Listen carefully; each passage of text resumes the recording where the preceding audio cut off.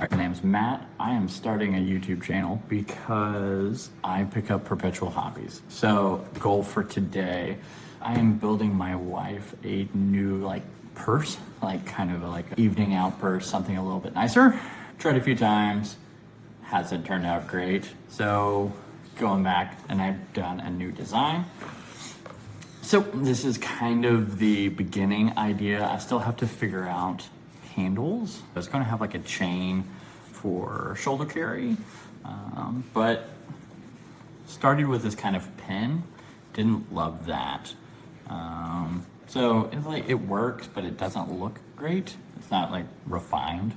And then it's just large enough, carries her Kindle and phone and some other things. So like a wrist wallet. So the idea is to kind of get this shape, refine it down. I am very much a beginner leather worker, so very much a hobby. Things that I am using, I've got this leather, I got it from Buckle Guy. It is a 4.5 to 5 ounce veg tan leather. I'll put a link below. And then that's gonna be the leather. So same as this, just a little bit darker. And then clasp is this, kind of see it. It's called a locks clasp and it pops out, which is kind of cool. So rather than just that pin, this like locks into another piece and then that's what's shown up on the front. And then I've got a couple of just like cutouts for what the shape is going to be.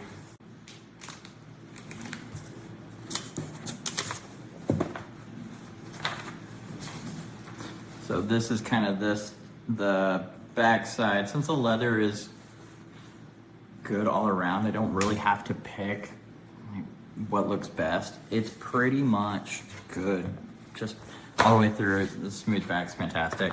And it's bendable enough that it's not going to be a nightmare whenever I kind of fold it back in on itself. So just, this is setting out where I want the sizes.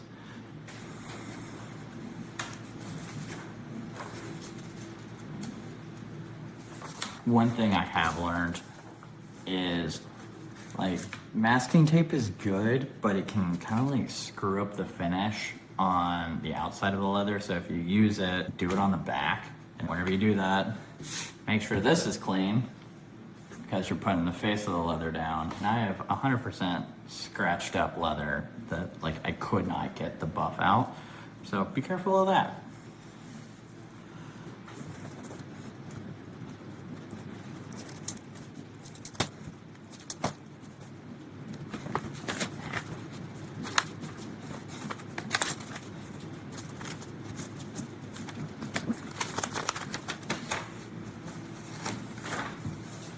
Okay, so I wasn't sure exactly how much I would need. So that is just the smaller additional piece that I got.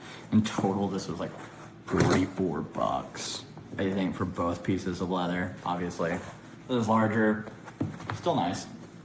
I'm working from my kitchen table because I don't have a shop. So everybody I follow on Instagram and everywhere else always looks like they have like fantastic work areas. I got a kitchen table. You will see whenever I start punching holes is literally a bench in the garage. It's not great.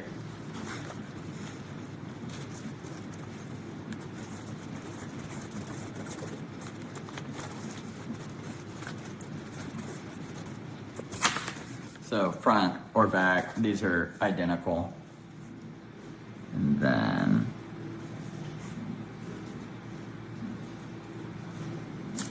so that's those two pieces.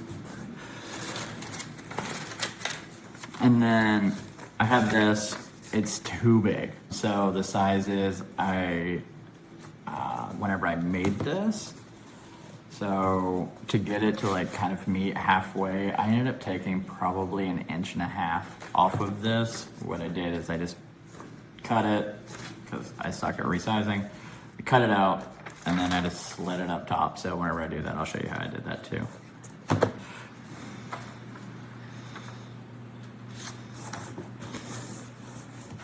The pattern I got this from, it's called the catamaran bag. It's actually very different on how they designed it, but I essentially cut it down by half and then adjusted it. So it's by DS Leather Goods. I think I spent like $4. There's a ton of just like great PDF designs and stuff out there. So because this is a hobby, I'm going to have to learn, I think probably like Photoshop or something to like design your own bags. So I will be doing that at some point. I have not done that yet.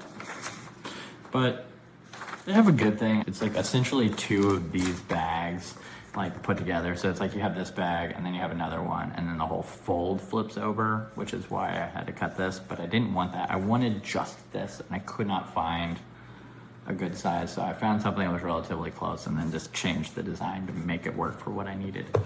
But we got these out.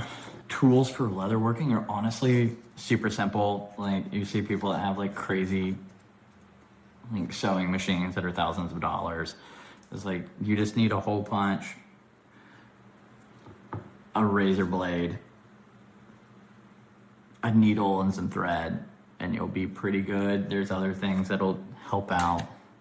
This is an edge beveler, so it's just got a little nit.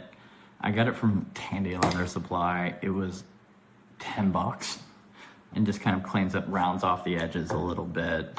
There's really not a whole lot to hand stitching this stuff. So you can make really cool things and have not a whole lot of money. A metal ruler, that's really helpful. And then a cutting board. This has like a grid on it. I don't think I've ever actually used the grid. But that's kind of where that is. You don't want to cut into your table. But we'll get into it.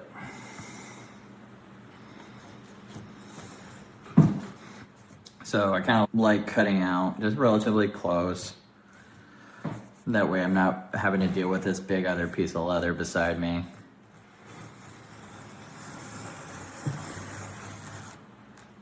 Get a box of razor blades. This is like $4 and there's 120. And I think in a couple of years I went through like 6. I don't do this a whole lot. So now,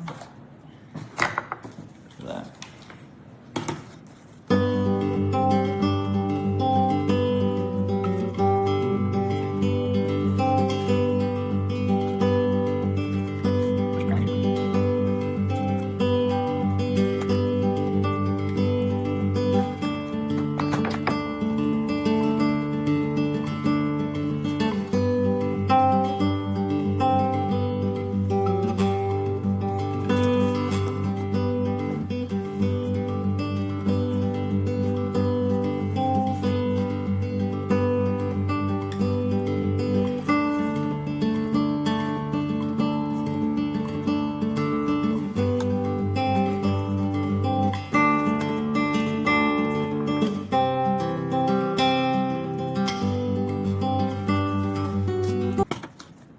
Okay, so first piece done. That looks like that. So the idea is you put these together. So go from there.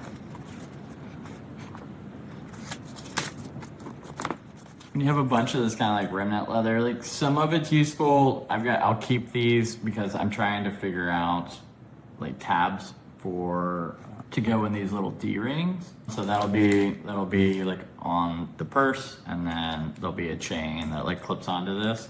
So, you know, if it's something this size, right, like it'll work kind of like that. So that's like a little thin, but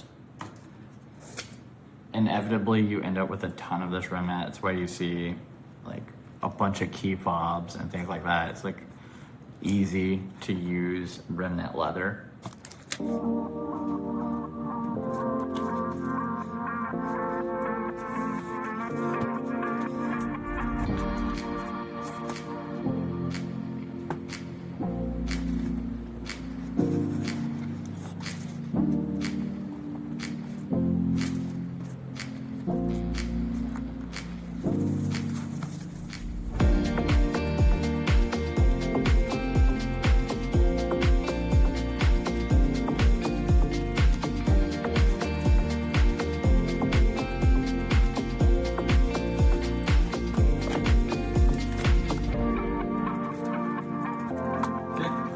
done.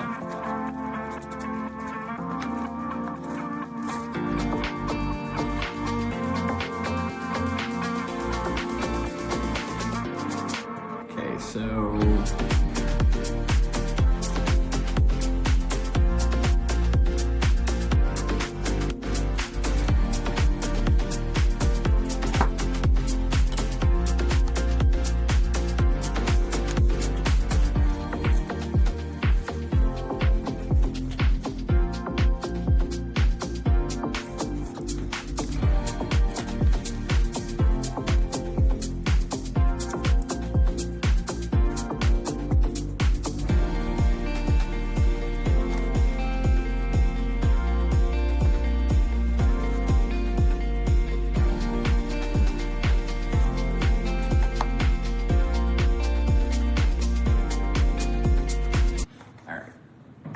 So here's a piece. Essentially, whenever I put this together, I'm actually going to put these two sides, the pretty sides of the leather, I'm actually going to put those like this. So there's that. And then you stitch all the way around, and then you fold the bag inside out, right? So that way this side will then be on the outside. Because I still have to stitch and everything like that, I'm not going to clean up necessarily these edges yet until I'm done stitching, but I can clean the tops, just makes it a little bit easier. So I can do that. And then I'm actually going to measure this to the piece I already had. So what I'm going to do, like I said from the beginning, I had to kind of adjust how I had made this. So that shows how much I had cut off from previously. So I've got to do that. So what I do is kind of eyeball it, right? Figure out how far that is. Looks pretty good. Okay.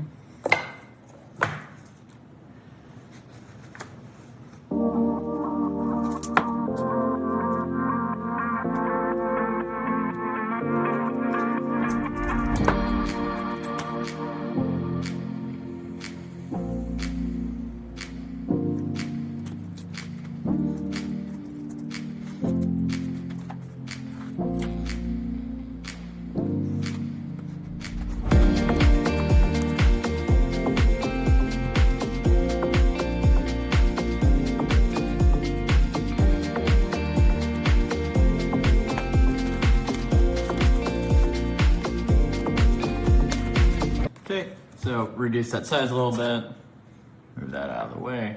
Still needs to be cleaned up, but now it matches the one I had already, right? So, size I want it, I just had to cut it down a little bit. And then we'll go from there. So, I can go ahead and attach it to one, right? So, how this is set up, you can kind of see the stitch lines, right? This is all hand stitched. I can go ahead and attach it to the back, but I still have to figure out how to do the D-rings. I have a couple of different options. Talking to my wife, one of the things was, I'm gonna go back to the D-ring. We'll use this, it's got contrast on it, right? Kind of have something kind of like that. There you go, you can see that. Have something like this. And then have it stick out. So there's the inside. So whenever you have it, right, you stitch it, and that's it, that you flip it around. What ends up happening is that stitched line, you can kind of see, right? That's where it's stitched. So you turn it inside out, and then you would attach this where you're stitching it, so it would stick out. So kind of like the look would be like that, right? So it sticks out, but then it's got like elephant ears. I don't know if I love that. Or I could potentially rivet it and have it kind of like stick like this. But then you have nickel, or we'll say, yeah, nickel. I think that's what they call it. Yeah, nickel. And then you'll have like copper rivets. I don't think that would look good either. I could potentially stitch it, but stitching it whenever the bag's already built would be a nightmare. So I gotta think about that, which means that there's probably going to be a day 2 while I figure that out and research. But I will go ahead and attach this. Things that I can do, I can go ahead and clean this up too, because it's on the outside.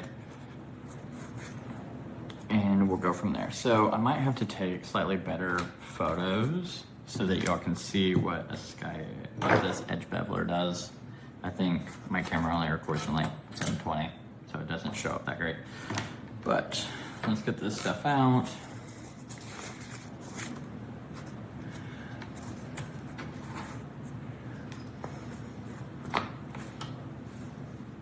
So you can kind of see it, there you go, right? It's just got a little bit of a blade. What it does is it just knocks down these edges. So that's kind of a regular edge. Doesn't look great. And then what this does is it takes off and rounds that corner. So if you do on both, you go from this flat edge to a rounded edge, and that cleans it up a lot. And also cleans up a lot of your mistakes.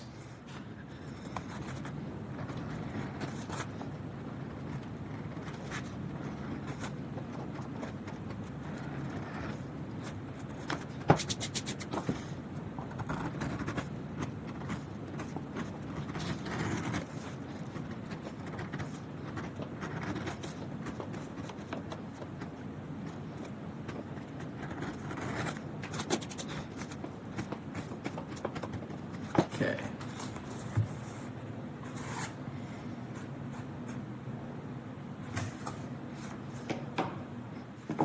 So now I went around both sides, kind of did that. It feels way better. It's still rough though, right? It's like, feels kind of similar to this back. And whenever you like have really nice leather goods, you feel that like smooth edge. The thing that I like to use is Tokonole. Tokonole. So I use them. They're a leather finish. I have no idea what it's made of. I know it works great. It's out of Japan. I don't read that, so I have a tenuous grasp of English at best. This is available in a ton of different places. I think I also ordered this at a Buckle Guy like forever ago. I've had this one for legitimately like 3 years. In that process, I've probably done like 10 or 15 projects. It works just as well as I got it whenever I did it. I don't know if it has an expiration date. I haven't found it yet. So you put this on the edge. There's like really nice little like edge droppers that like put a super thin amount right on the edge. I don't need that. I've never used it. I use my finger. It works. And then an edge burnisher. So it's got little grooves in it for the leather to fit in. This is not a thing that you have to make leather products. You don't have to have it. It just makes it slightly nicer. And honestly, this was like $4, and this was not very expensive. As in, I think I paid like 10 or 15 bucks for it, and it lasts a ton. So, small investment, and it does really well. It kind of works. Okay, so I'll put that here somewhere. Dark leather, you don't really have to worry about. Some light leathers, because it's like a balm lotion, it can discolor a little bit. Like, it just hydrates it and like makes it easier to burnish. So if you're using a really light leather, you might have to be aware of not getting it on the other side. But with this black leather, I don't care that much because it won't show up. Like, obviously I don't get it everywhere, but it's like, it's not much. It's just a dab on the finger. Just kind of work all the way through. And you can already feel those fibers on the end of the leather on the edge start to lay down. And it gives it kind of like this reflective, glassy appearance. So you don't need much, just enough to kind of have that sheen.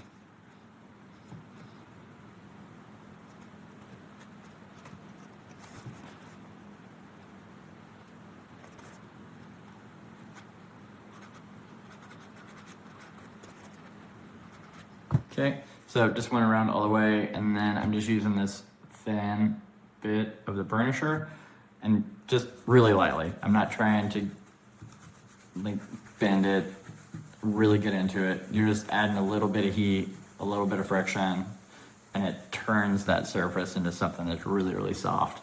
It's smooth and hard, right? So it doesn't cut your finger. I think it's probably a little more resistant, but it looks way better and it feels way better.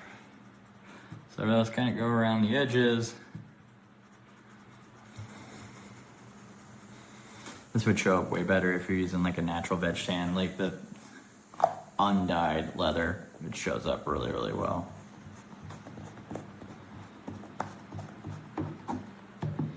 But for this, it just makes it a little more refined.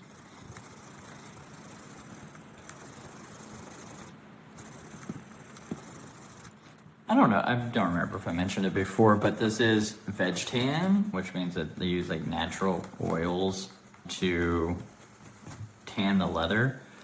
I don't think that chrome tan stuff can be burnished.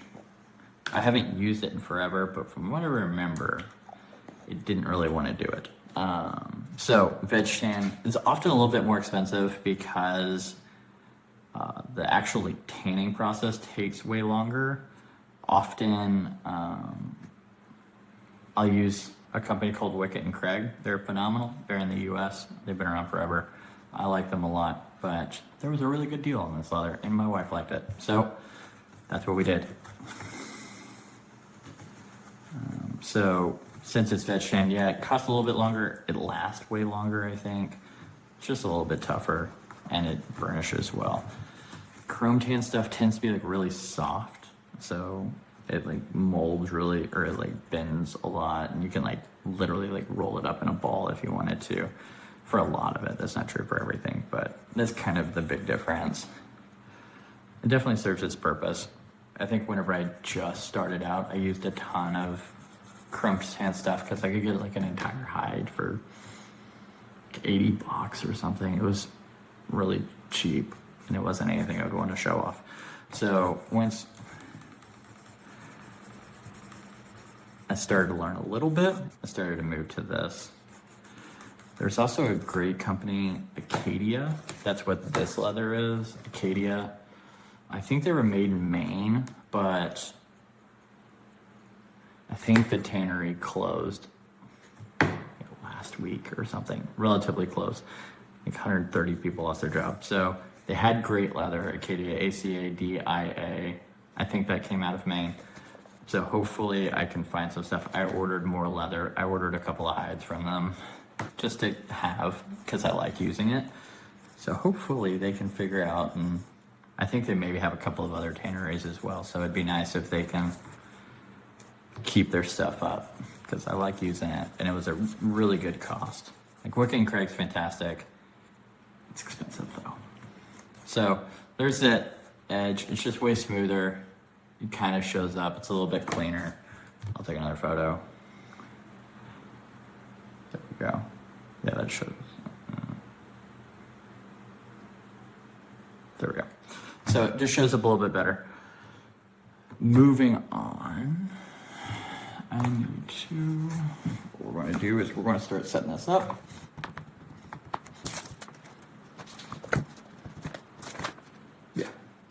So on this, there's a line.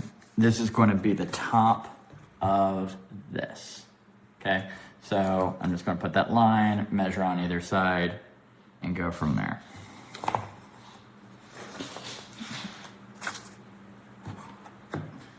what you can do is do this, and then you have glue, 3 or 4 bucks. Actually, I think it was like 10. You can get everything. This works really well. There's like little strips, adhesive strips that people use. I don't love that because I feel like whenever I do the stitching, my needles get stuck in that. So I like using this. I bought it like 2 or 3 years ago. It made a move. Still works fine. It's Aqualem 315. Apparently it helps protect the environment and keeps the air more clean. But I've seen a couple of people do different videos. Like, it's white. They'll put it on and then they like use a heat gun to make it dry a little faster and more tacky so that whenever you put it on, it works. Maybe I'm just impatient. I just wait a little bit and then like come back. So that's kind of what that process is.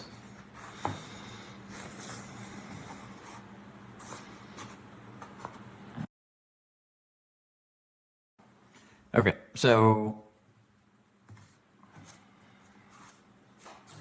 clean this up. I want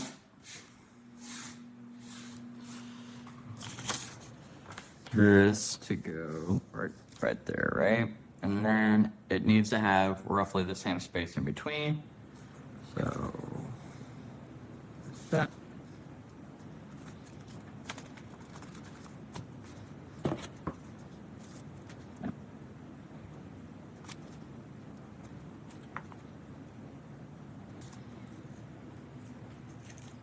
I have a little needle point marker.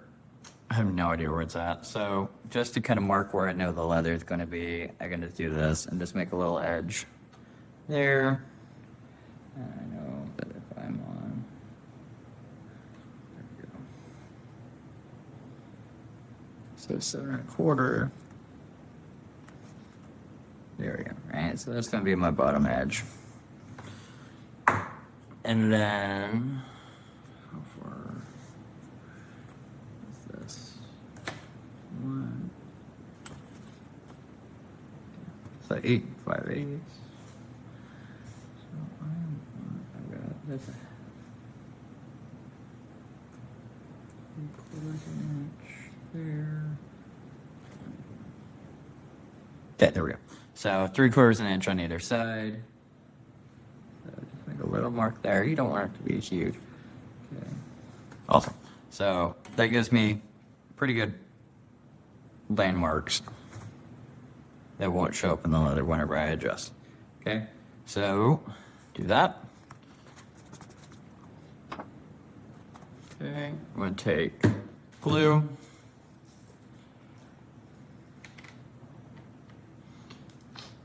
Good old foam brush.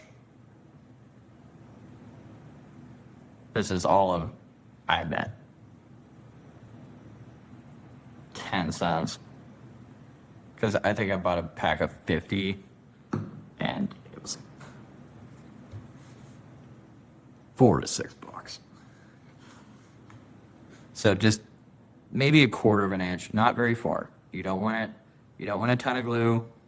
This is just enough to make it stay in place while you stitch. So 1/4 inch.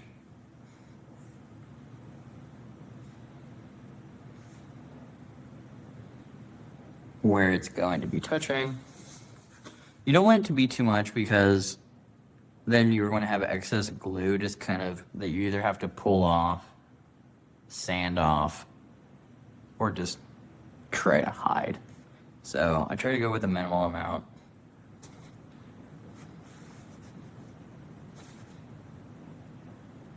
And then I'll just add it. I know where my landmarks are. I just kind of add it roughly on a line. I don't know. It's going to be the other one too. So have it on both.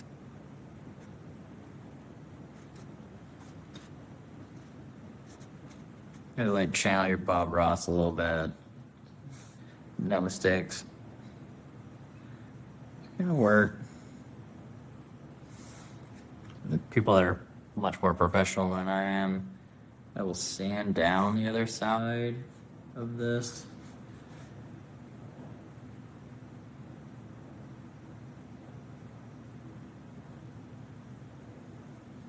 I think it's a little bit extravagant. Give a reason to buy a tool that you don't have to have. So we're going to do this as hobbyist. Okay.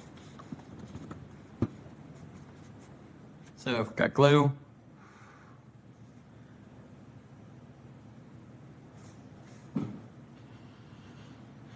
Know where our landmarks are.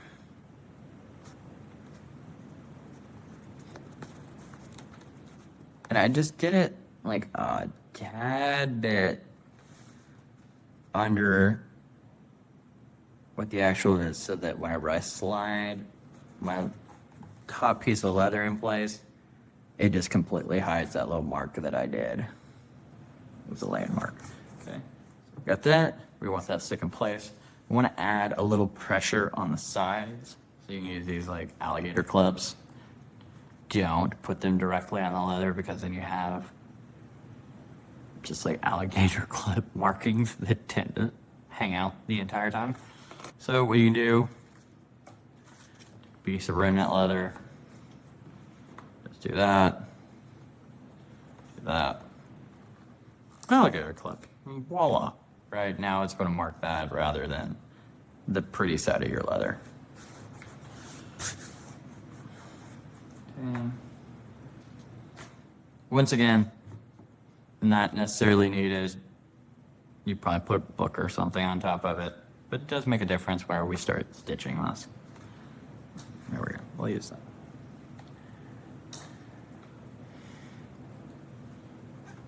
All right. So let's go and dry. Come back 5-10 minutes, and then go from there. All right. So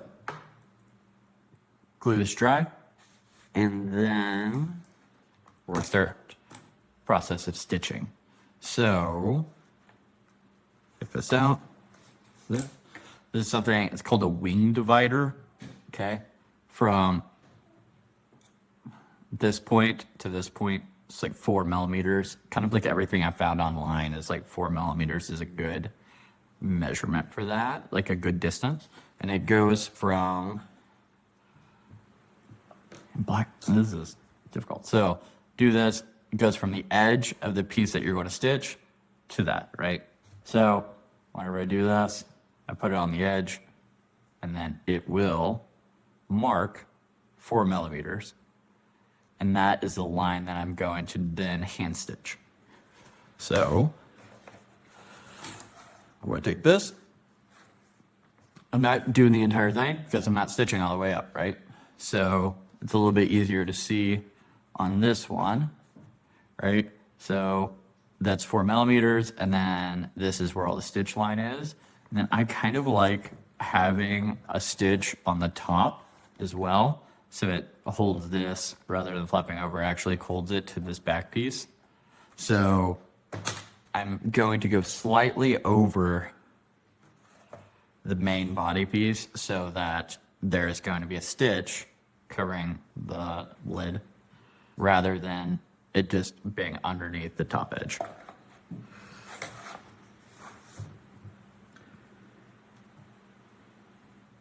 You do want to be a little careful while you're doing this, because if it slips, you're going to have a groove in your leather that is impossible to get at.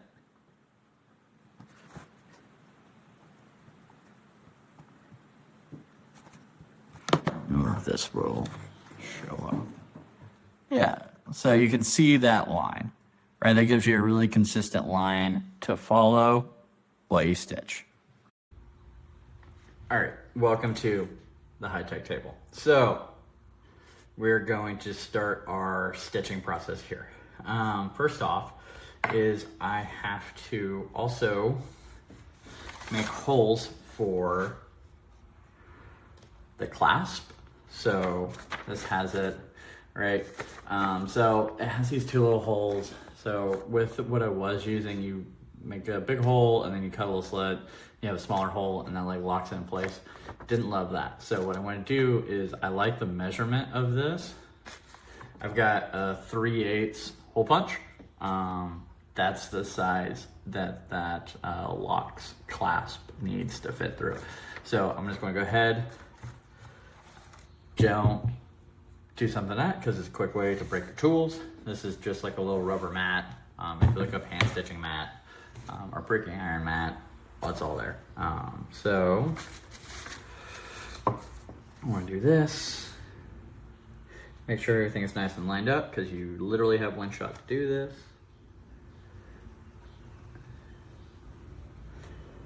Okay. And just a little marker. There we go.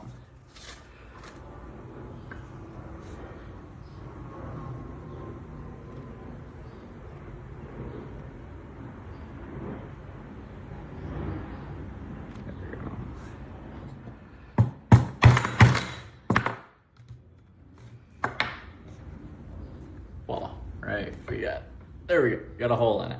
So that's gonna be that one. And then measured out the front one as well. So this is for the front piece.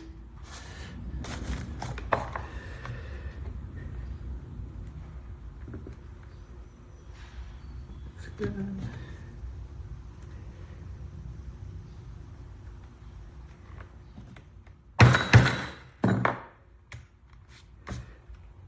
Whenever I first started doing this was COVID, and my wife had a crazy schedule and I was stuck at home.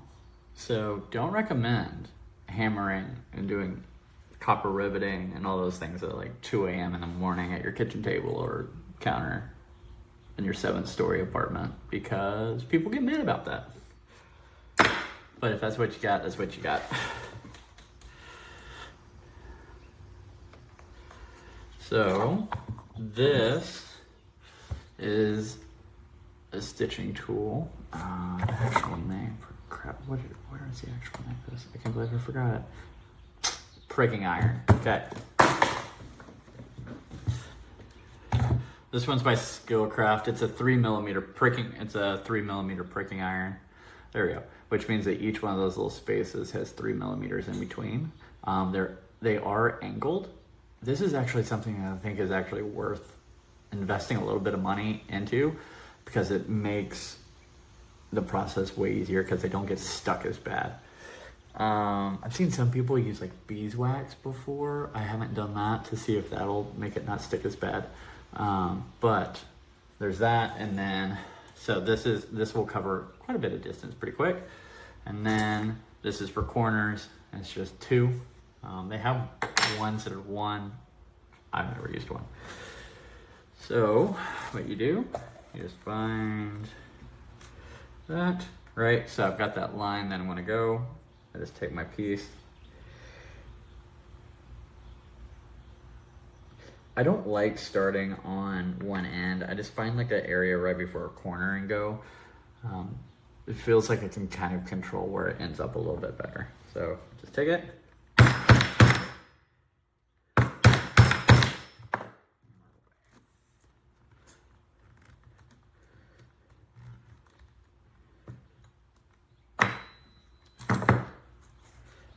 And now I've got holes. That's where the needle's going to go. So go all the way through.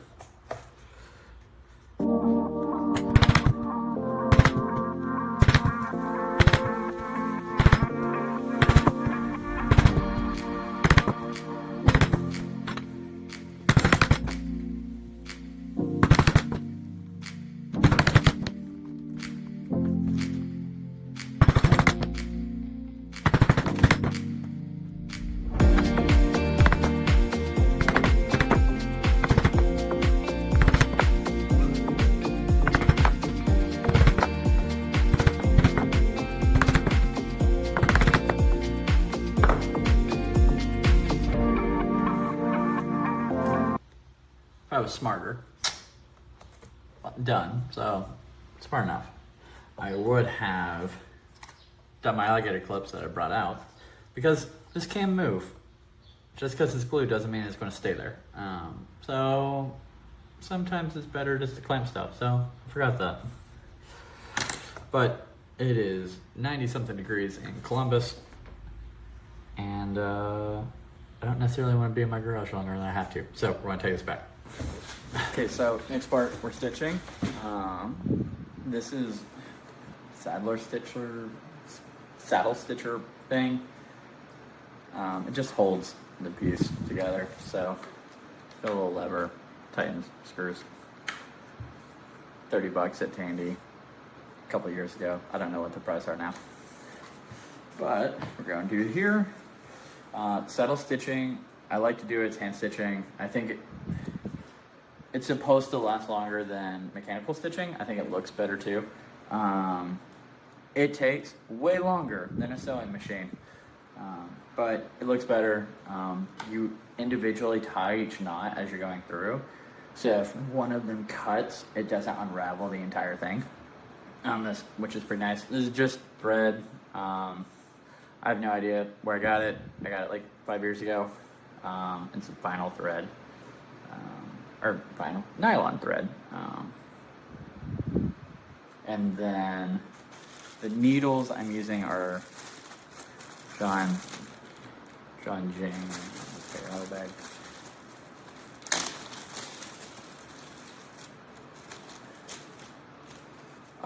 John James Saddler's Harness needles.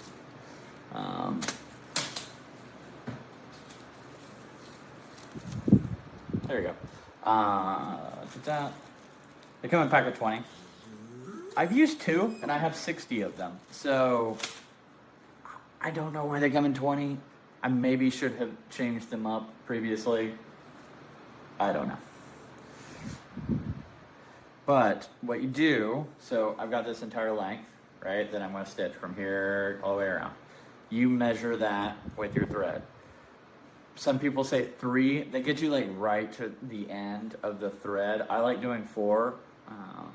So 4 times the length of what I'm stitching, because I think it gives me room to like still have some movement at the end rather than just like really fighting a short thread. So take that, this, and then just kind of measure from one end. So there we go. There and there. All right, so that's the length. Give it a little bit extra. That's the length of what I'm going to go. Got 1.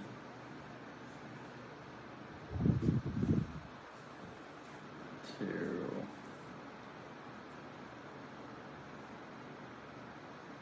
3 and 4. So, you do you. Like this is, if you know more than I do, let me know, because I'm always open to new ideas.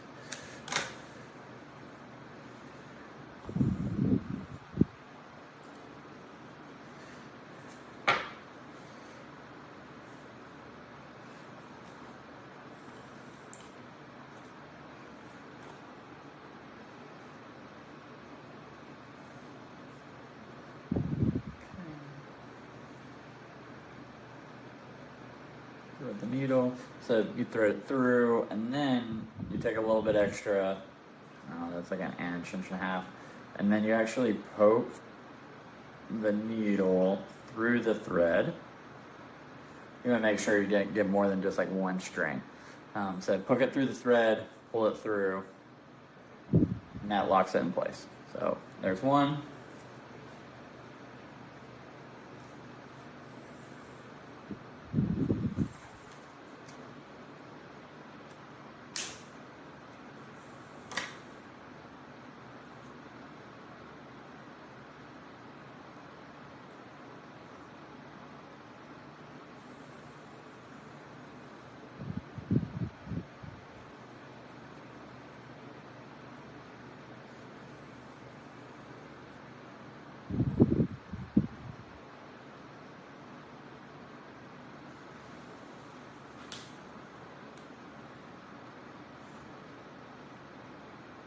And there's the other one. So I've got my length of thread. Okay. So I've got my length of thread. And then I like coming in from the side that I punched, or that like I I use the tool on. I think it opens it up a little bit wider, so for me, I always keep that on my right hand. I'm right-handed. And then you don't start on the first hole, right? So you go down one, and then you go back up, and then come back down. So I'm starting on the second, and then find it to where it's even, come back up. And this is where you cross your threads, and that gives you your knot. So, something I've learned.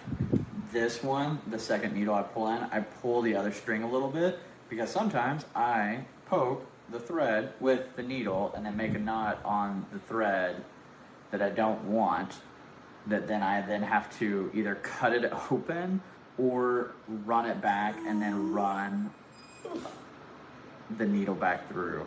So just like as you're coming through and this is going in, I just pull this one out a little bit, and if I did happen to poke the thread, it like slides it off the needle. So there you go.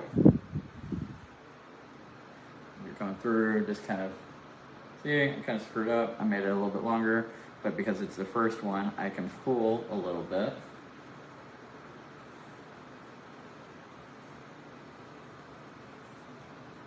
And then we're back to even, okay?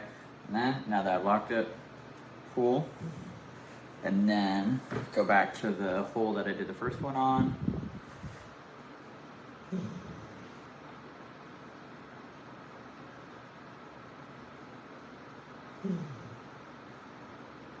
My dog is very unhappy that I'm not playing with him currently.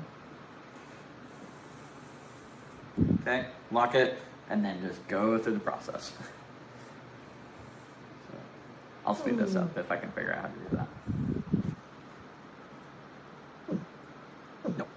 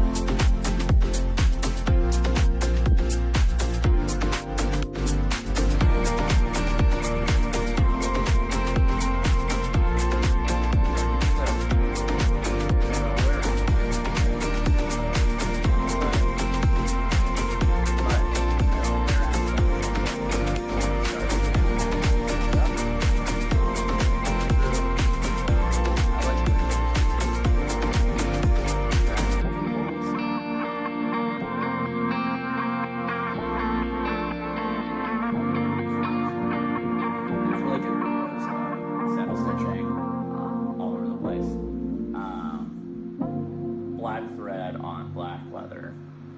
It's not showing up great. So if you're using this to learn how to saddle stitch, apologies.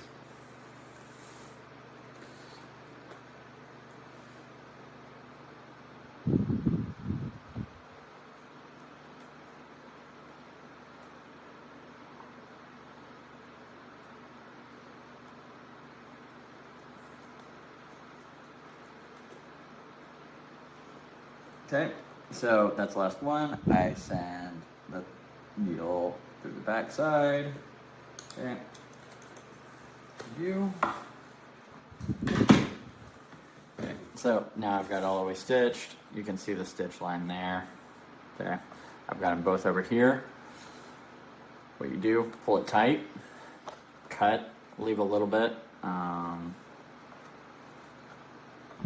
don't know, like I do like roughly my thumbnail, so 1/4 of an inch, 1/2 an inch. All right, so we got this attached. I'm still trying to figure out how to attach the D-rings.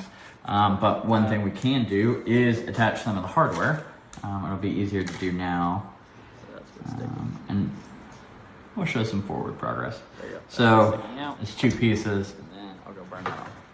This piece goes on the back, this piece goes on the front. Okay.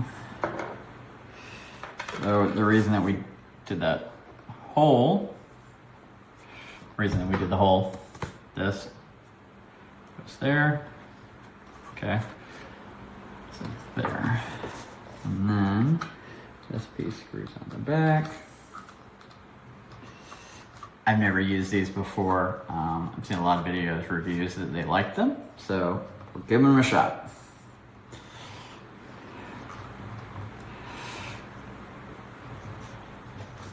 And then it has a little key. So those 2 holes, this key locks in.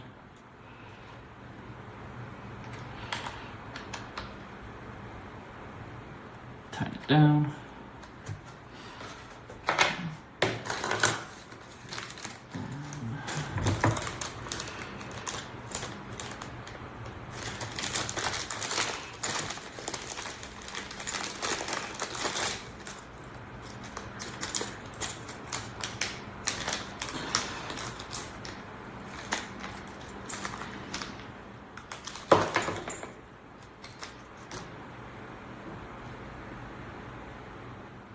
Okay, this is the other piece. It's a little ball, so it clicks in. So, ball, that's got a little hole. And then locks in like that. And then you just pull it out. We want that there. So this is the front of the bag.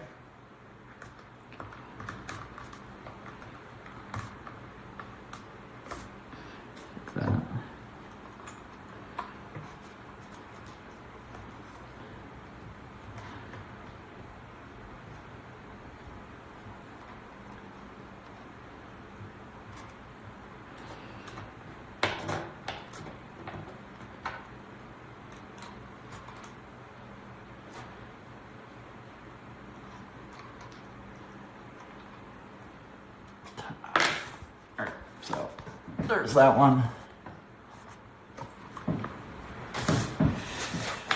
So ideally, this snaps in. There you go. So that will be kind of what the front of the bag will look like. There we go. That's what the front of the bag will look like. So this is the new idea, right? Compared to that little hole and just that. Right? Like it works. It doesn't look bad. But I do think that looks way better.